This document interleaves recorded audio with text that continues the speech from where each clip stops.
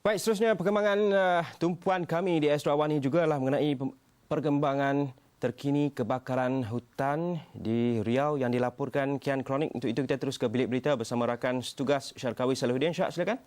Ya Syuad, kalau kita dapat tahu kebakaran di Riau antara satu faktor ataupun kejadian ini menyebabkan jerebu teruk di wilayah Sumatera itu. Dan bersama kita di talian adalah Cik Zenzi. Halo. Ya, halo. Mungkin Bapak boleh kongsikan dengan kami agaknya bila kejadian jerebu di Riau ini mula dikesan dan berlaku? Iya, kejadian di Riau sudah sangat parah. Sekarang ini posisi terakhir ada... Halo? Ya saya. Iya, ada 10.000 hektar lahan yang terbakar di sana. Ada sekitar 131 titik api, ya, dan sampai saat ini belum ada mendapat penanganan yang bagus dari pemerintah pusat dan atau dari pemerintah dari Riau sendiri. Tak bagus, bagaimana itu yang Bapak maksudkan? Iya, tidak ada langkah konkret buat upaya memadamkan titik-titik api.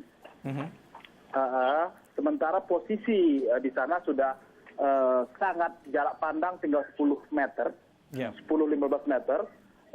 Posisi pelabuhan udara sudah tertutup sejak seminggu yang lalu. Dan asap sudah menyebar tidak hanya di Kepulauan Riau tapi sudah masuk ke Sumatera Barat, sudah masuk ke daerah lain.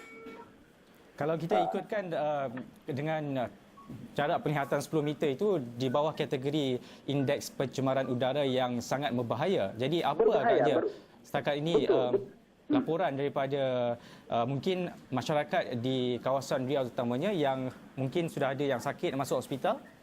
Oh ya, bukan hanya sakit. Per hari ini sudah ada 2 orang yang meninggal dunia. Meninggal dunia, kemudian gelombang evakuasi. Jadi sejumlah warga sudah mengungsi, sudah keluar dari provinsi Riau menggunakan jalur darat ke Sumatera Barat atau ke daerah-daerah lainnya. Okey Bapak, kalau ya. Bapak, ya kalau kita lihat jika ada 2 orang meninggal dunia berkaitan jerebu ini, mungkin ada operasi untuk memindahkan penduduk ke kawasan yang lebih selamat, Bapak? Tidak ada operasi sama sekali. Jadi penduduk itu melakukan evakuasi sendiri. Mereka keluar karena yang paling bisa dilakukan adalah jalur darat karena pelabuhan udara sudah tertutup sejak minggu. Tidak ada penerbangan ke Riau.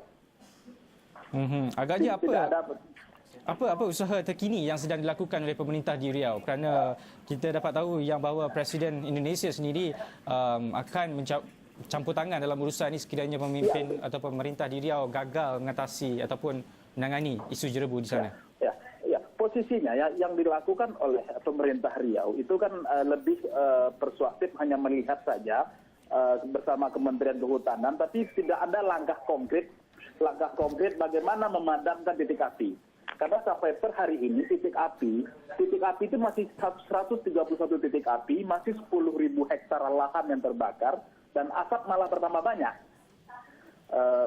Presiden SBY Susilo Bambang Yudhoyono hari ini menyatakan akan mengambil alih penanganan itu. Sudah terlambat menurut saya, tapi ya harus dilakukan.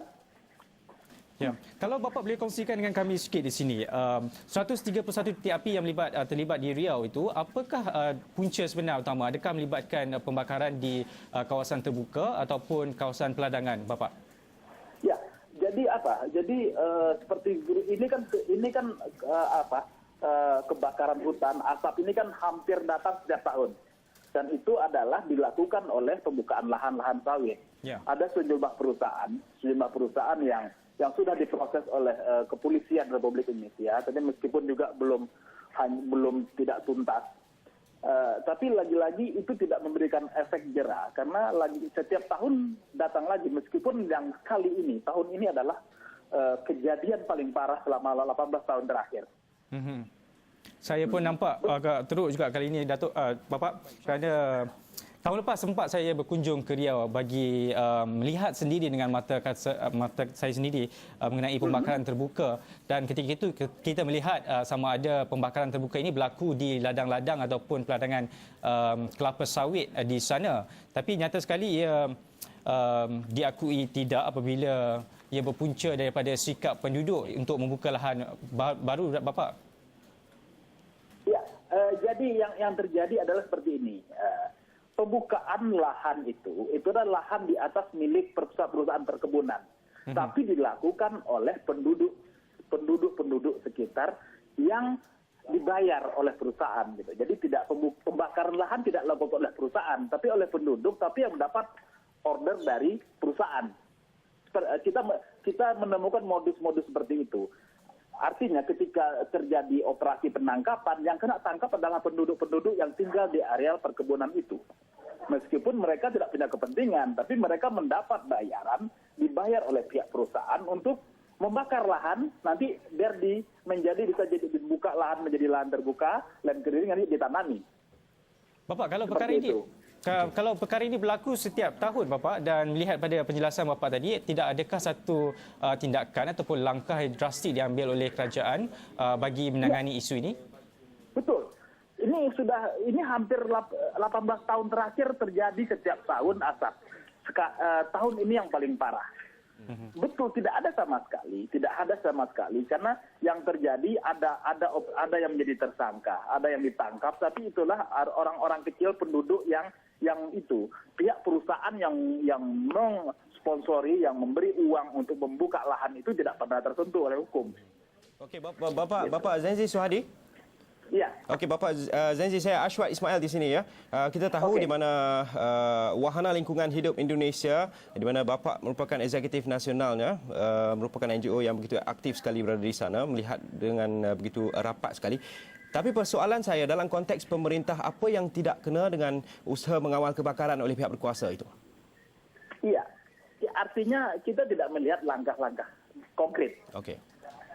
Langkah-langkah buat mengantisipasi, buat mencegah terjadinya kebakaran hutan yang menimbulkan asap yang datang hampir setiap tahun. Karena lagi-lagi ini seperti rutin. Asap datang dan datang lagi setiap tahun.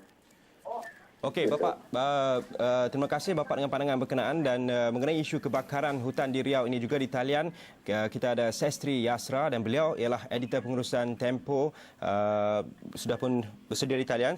Sestri? Ya. Sestri berada di talian ketika ini, Sestri?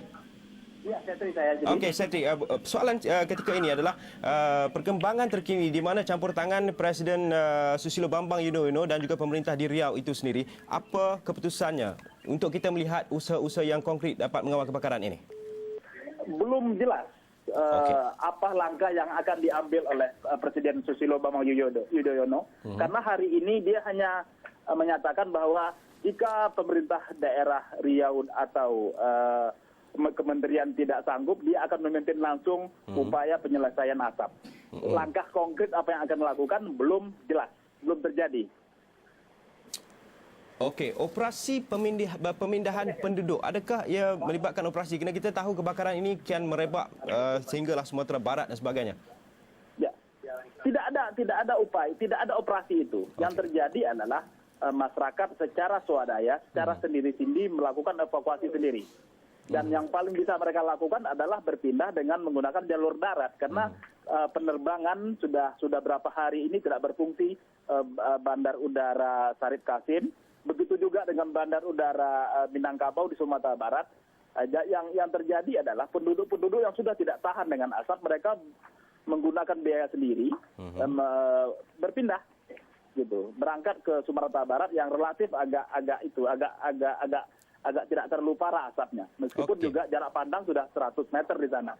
Okey, apa jangkaan kita selepas ini? Mungkin dari pihak editorial media Tempo sendiri untuk melihat dengan lebih dekat sekali. Selepas ini, kita tahu mesyuarat sedang giat dijalankan. Jadi di peringkat media itu, apa yang kita harapkan? Ya, pemerintah harus turun tangan, harus kondisi Riau harus menjadi bencana nasional. Bencana nasional harus penanganan segala upaya yang ada di pemerintah Indonesia harus dicurahkan untuk memadamkan titik-titik api yang ada. Sisi lain, perusahaan yang terlibat di dalam kebakaran hutan itu harus ditindak tegas. Ini yang tidak terjadi sejak berapa tahun terakhir. Hanya sporadis, hanya diperiksa, tersangka tidak jelas. Yang terjadi adalah setiap tahun datang lagi asap, dan ini sangat memprihatinkan, dan ini adalah kejadian terburuk sepanjang 18 tahun terakhir. Sudah seminggu anak-anak tidak sekolah, pegawai juga sudah diliburkan. Ini harus menjadi ini tugas besar lah pemerintahan SBY menjelang akhir masa pemerintahan dia. Okey, kita akan bersiaran dari masa ke masa dan kita akan hubungi Pak Setri untuk bercakap mengenai perkembangan, kerana kita tahu perbincangan antara Susilo dan juga pemerintah Riau akan terus berjalan. Kita ingin lihat apa keputusannya, terutama dalam konteks yang lebih konkret itu. Terima kasih. Okey.